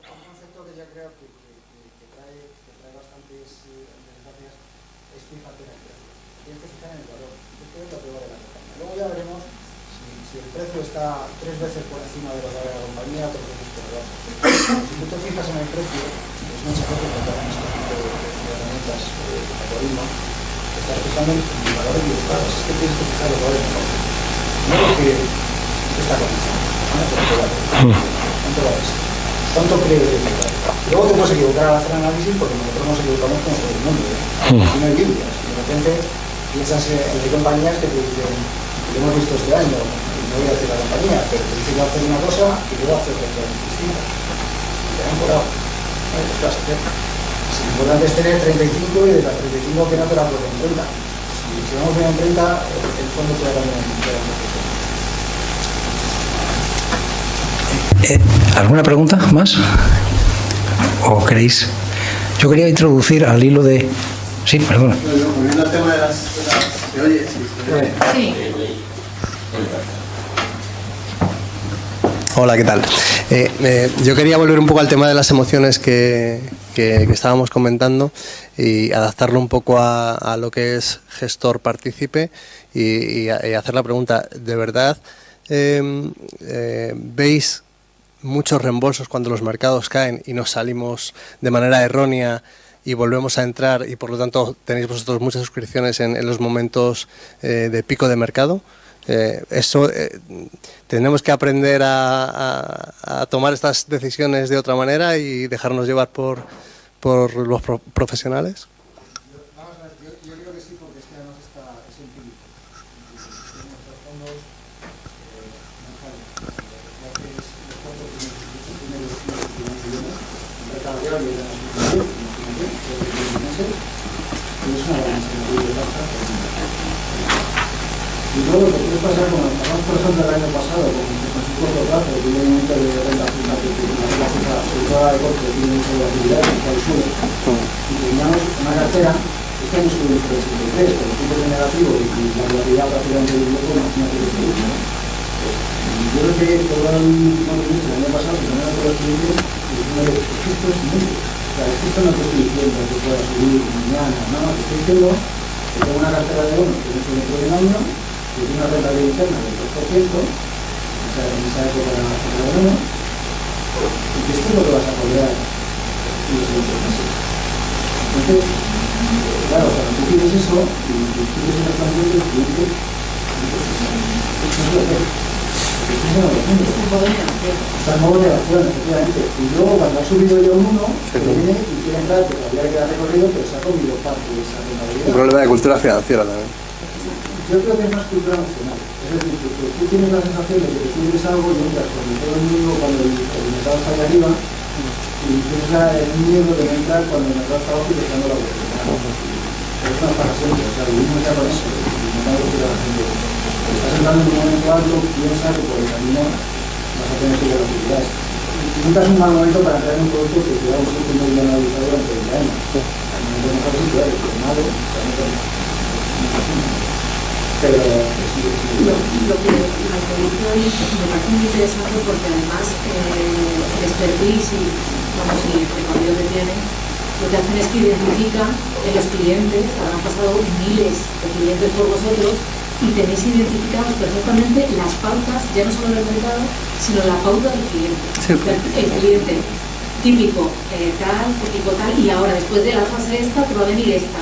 Con lo cual también es una fase así como un poco, ¿no?, como de diagnosis médica, si me permitís la expresión, en el que ellos son capaces de anticipar las emociones que esa persona va a tener a lo largo de su recorrido. Vamos a hacer la última, bueno, la penúltima pregunta, porque la última me la voy a reservar yo antes del sorteo. Pero venga, por favor.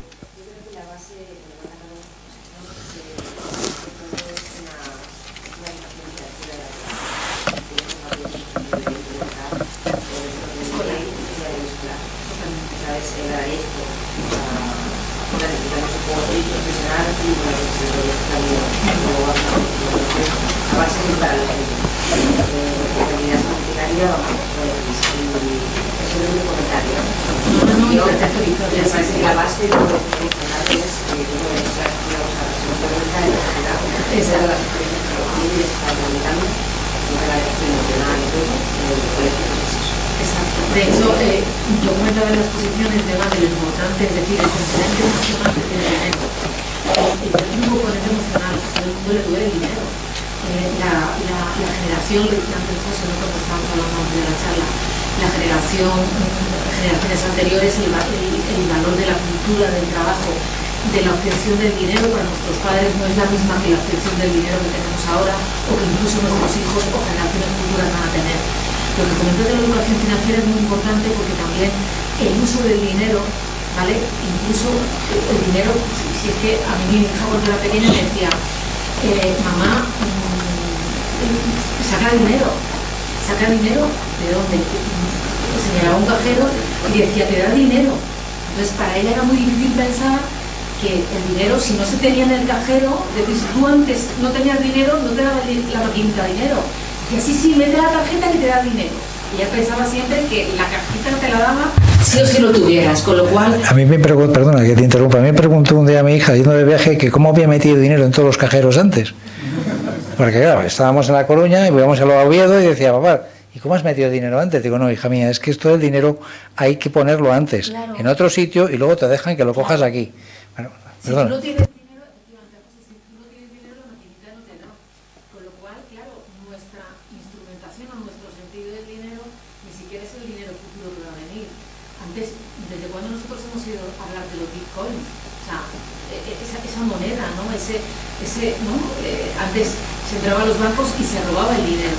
Ahora un ciberdelincuente en los países del este está robando dinero a través de, ¿no?, de cuentas o a través de phishing o a través de lo que sea.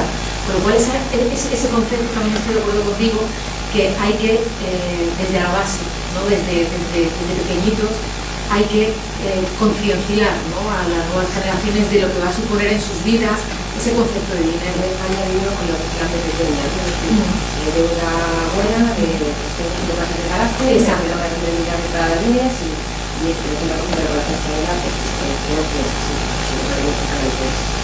El niño que tiene un referente como que el futbolista, fíjate, ¿no?, o sea, el tío exitoso, tal, pues claro, para ellos ¿qué quieren ser? Pues futbolista, quieren ser el típico jugador de videojuegos o el típico creativo de tal, porque entienden que la obtención del dinero es más rápida, ¿no? No de la cultura del esfuerzo nuestra, que éramos becarios ya en la facultad, ¿no? Entonces, sí. A mí me gustaría, ahora vamos a hacer alguna pregunta más. Perdona, estamos en el filo porque ya estamos. Pues vamos a estar esta última y pasamos ya a la parte final, ¿vale? Bueno, yo se lo voy a hacer a la socióloga porque somos colegas y aunque también tendría algo para ti, pues mejor necesito. ¿Me oís? Sí. La primera vez que vi cotizando un futuro en tiempo real, me di cuenta que era la primera vez que, desde el punto de vista sociológico, veía cómo se movía el estado de ánimo de un montón de gente que estaba participando en el mercado. Hablo del S&P 500, que es un modelo, igual que el Nasdaq, son muy líquidos y hay mucha participación. Entonces, cuando empiezas a trazar rectas y demás, de lo que te das cuenta, para mí, en mi opinión, que lo que estás haciendo es viendo dónde está la codicia, que es un elemento que no se ha mencionado aquí, que se ha hablado de la euforia y demás, pero que es una de las orillas del río, la codicia, y dónde está el miedo. De manera que la codicia choca con las resistencias y el miedo se queda paralizado en los soportes, ¿no? Entonces, esta es una reflexión mía y quería saber vuestra opinión sobre el asunto. A mí me encanta lo que dices, sobre todo porque estar en modo observador, ¿vale? Estar en modo vigilante y estar en modo analítico, pero como un observador, o sea, tú eras partícipe, pero veía en los demás, ¿no? Veías cómo acontecían los hechos. Yo creo que esa es una mirada bastante inteligente, sobre todo porque, igual que decíamos antes, que un buen coach financiero es capaz de escuchar al que tiene delante, saber qué es lo que pretende, cuáles son sus objetivos, también es muy importante que ese partícipe del mercado sea capaz de ver cómo funcionan los flujos sociales, ¿no? o su entorno. Emocionales también, ¿no? Entonces, en ese sentido, tú eres el protagonista de tu propia historia. Como sociólogo, eso es lo que se llama interviniente, ¿no? Tú eres un sociólogo, o sea, una persona que está participando, ¿no? Y que además está viendo cómo funciona el mercado alrededor suyo. Entonces, ese espectador, esa mirada es pues un poco más elevada que la del resto. El problema está, como decía antes la otra persona que ha intervenido, el problema está cuando tú tienes unos influjos o tienes un influjo personal o que tienes unas determinadas expectativas que luego no se ven satisfechas, ¿vale? Porque no eres capaz de anticipar ese dolor o esa pérdida que vas a tener, ¿no? Con lo cual, efectivamente, esa reflexión es bastante chula como espectador, ¿vale? Sin que intervenga. Bueno, yo quiero hacer una última puntualización, pero para todos, no para los ponentes, y no hace falta contestarla, porque está abierta a todos, a los ponentes y a los escuchantes. Últimamente, y digo últimamente porque está apareciendo un nuevo paradigma acerca de si el mundo se mueve en una dirección, en otro, si el eje americano y europeo cambia el eje asiático, pero lo que sí que está muy claro es que se ha incorporado algo que hasta hace muy poco que no se había escuchado, en que del viejo paradigma, del vieja formulación de Friedman que le decía que las empresas están para ganar dinero, hay alguien que dice que no solo, es decir, hay que volverse a plantear el principio de por qué si los recursos son limitados voy a pensar que los beneficios siguen siendo siempre ilimitados.